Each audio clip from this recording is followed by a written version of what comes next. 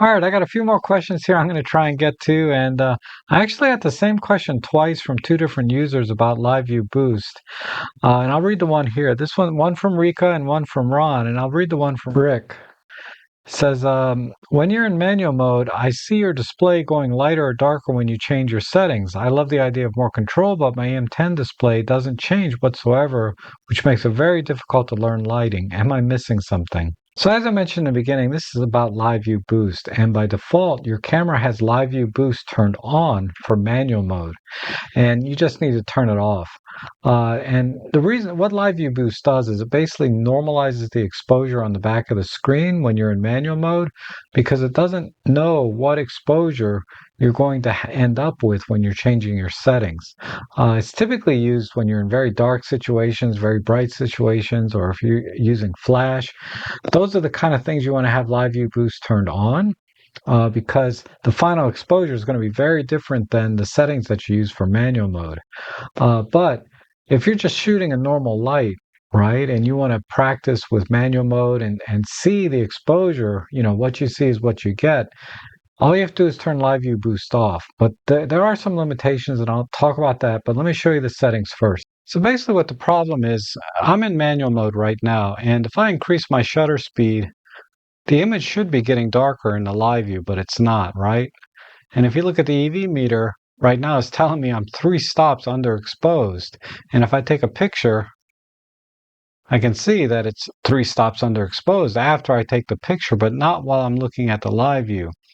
So what you need to do is just go into the menu and then go down here to the cog menu, go into display, click OK, and then scroll down until you see Live View Boost. Click OK here and just turn this off for manual mode, because manual mode was set to ON1, which is boosting the display brighter. So now when I go back to live view, you can see the live view is showing me 3 stops underexposed.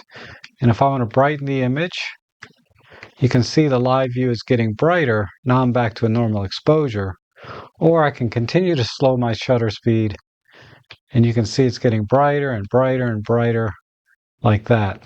So that's all you need to do. Now your next question might be, what's the difference between ON1 and ON2?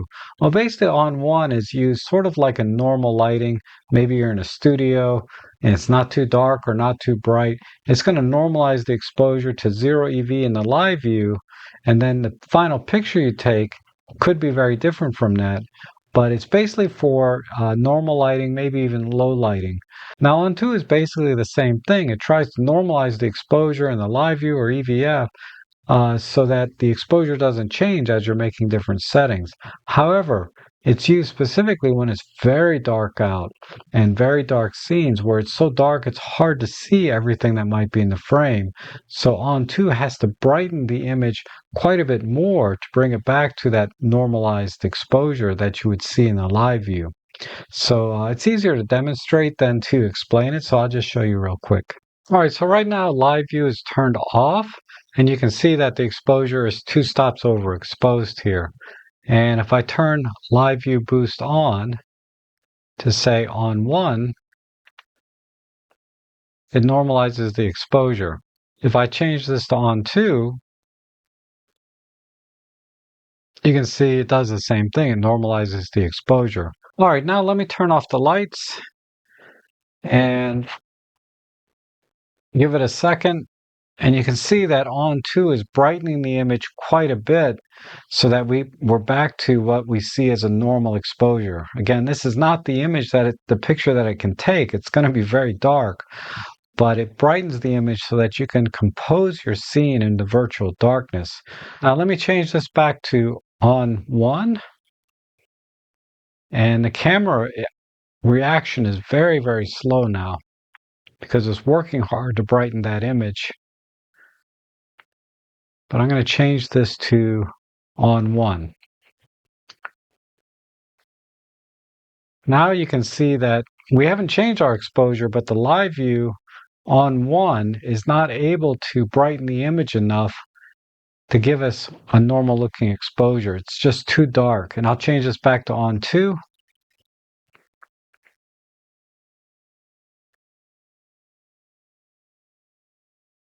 And you can see now we're back to a normal looking exposure, at least in the live view. Again, this is not the actual exposure, because if I take a picture, you can see it's too dark, right? Now, one of the downsides to ON2 is that the camera reaction is very slow. See how blurry that is? Because it has to slow the sensor read rate down to be able to bring in more light. And if I change this back to ON1, and even pushing the buttons and going through the menu slows down for some reason, but I'll change this back to ON1. So you can see now I'm not getting that same blur.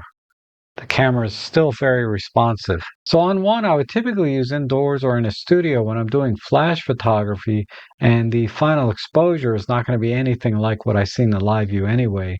And then ON2 I would typically use at night when it's very dark out and I can't see everything that's going to be in the frame. So I turn the live view boost to ON2 to brighten the image to a normal exposure so that I can see everything that's going to be in the frame and compose my shot, and then I can change my settings to whatever they need to be. Now, when you turn live view boost off, what you see is what you get in terms of the exposure in the live view and the final image. But there are some limitations, so let me show you what they are. All right, so I've turned the lights back on, and let's go in the menu and turn live view boost off. And now the exposure in the live view should look like what the final image is going to be. So if I want this image one stop overexposed, I can take a picture here, and now the live view matches what we see in the final image. And if I go to 3 stops overexposed and take a picture, the final image matches the live view. However, when you go more than 3 stops overexposed, let's say 2 seconds, you can see the live view or the EV meter at the bottom is blinking +3, telling us we're more than 3 stops overexposed. And also notice that the live view exposure didn't change once we got to +3 stops. So if I back up, +3 happened right around here. But if I go even further, you can see no matter how long I make the shutter speed, the live view exposure is not changing. And if I were to take a picture here, it's more than 3 stops overexposed. So it's like you can see, it's just totally blown out, which is very different than what we see in the live view. And the same thing happens when we go -3.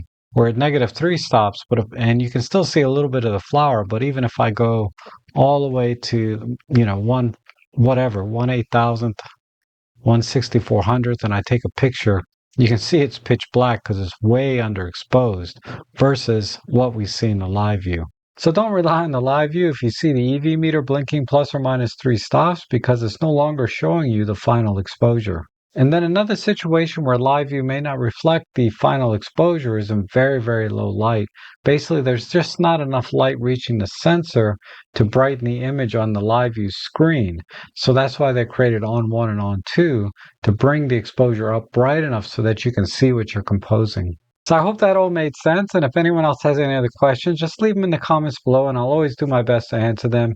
And if you enjoy these videos and want to support the work that I do here, you can always buy me a coffee or make a small donation in the links below, because they are greatly appreciated, and they help me to continue making videos like this for you. Thank you so much for watching, and I hope to see you again soon.